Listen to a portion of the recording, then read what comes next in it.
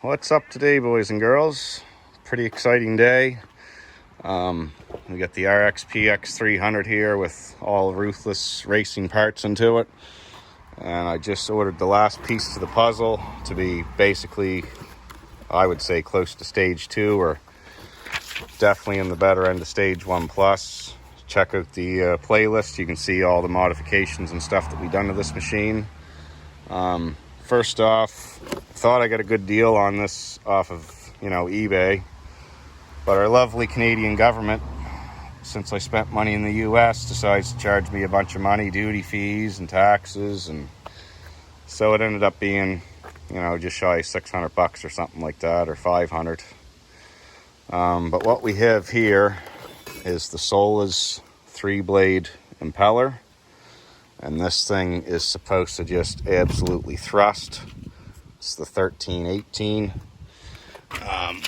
I've already got the machine apart, as you can see here.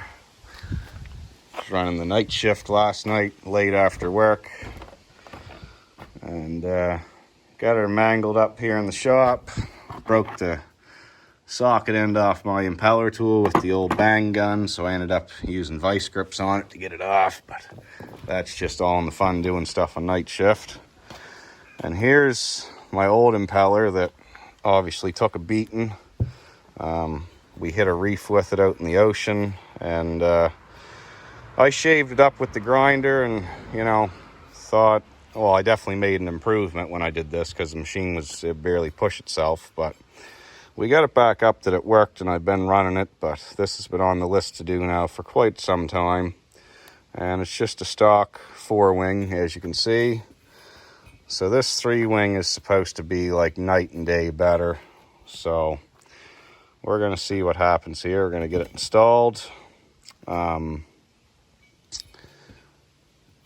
So hopefully, before, when this impeller was perfect shape, I believe my top speed run was like 76 or 77 miles an hour.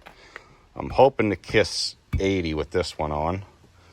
And who knows, we'll see what happens. My speedometer's kind of messed up. My screen's bad from sun fading, so it's hard to see. So to get the actual digital reading is going to be kind of hard. I can basically only go by the needle, but it was only doing about 70 with this impeller, wore like it is and messed up. We also got a seat cover on the list. Parts are in the mail, be here someday. That's going to be replaced. But this thing gets used pretty hard. It's turned up pretty hard. I jump it a lot in the ocean, so this is just sort of par for the course, right? But yeah, so I'm going to get out of here. I'm not going to video a whole lot of the assembly and disassembly, because I've done this in my previous videos. If you want to see how to get to this step, just go back and watch one of the older videos.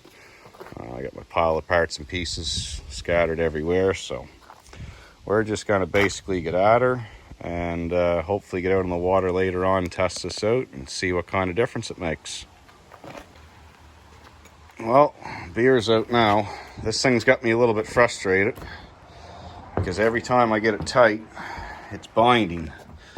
And what's going on is the center fits, but it's catching the outside edge of my stainless wear ring, which has very, very minor wear, and I'm not going to bother taking this out if I don't have to, but basically it doesn't want to free turn once I get it tight, so I'm starting to get a little wiggle into it. I took a flat file and just barely touched the top corners of the wings, and I'm just about to the point I'm going to stick it in and just start it up and let it self-seat, but I don't really like the idea of doing that, just for the simple fact that I don't have good luck, and sometimes stuff likes to fly to fuck for no reason. But I got quite a sweat worked up here trying to get this thing freed up to go in, so anyway, we'll keep plugging at her. Well, we got the trusty old Husky file out and had to file the edges a little bit to get that baby to free turn by hand. I got it so I can move it around now by hand, so it's going in the machine and it can self-seat, I guess, from the first startup. Be curious to see how this all works. I got her all greased up, packed. She's going back together. There we've got our snout piece on, super pump seals installed and lubed up with a little bit of ATF. We're going to stick it up in place.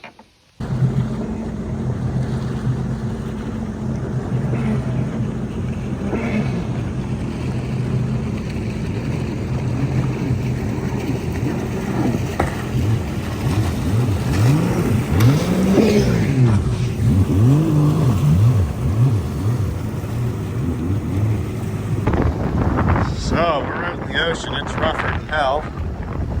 Check out this thing. It's got a British flag in the back. What a beauty of a boat.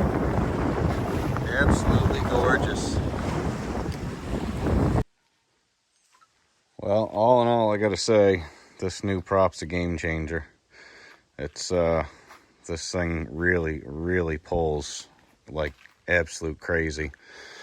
Came home to some more parts in the mail, boost pipes off good old Scamazon, and yeah, they'd outfit worth a shit. So that's all she's going to be getting for now is the impeller until I get this boost pipe situation straightened out. So headed out on the water. It seems to pull pretty strong. Seen 70 miles an hour for an absolute joke.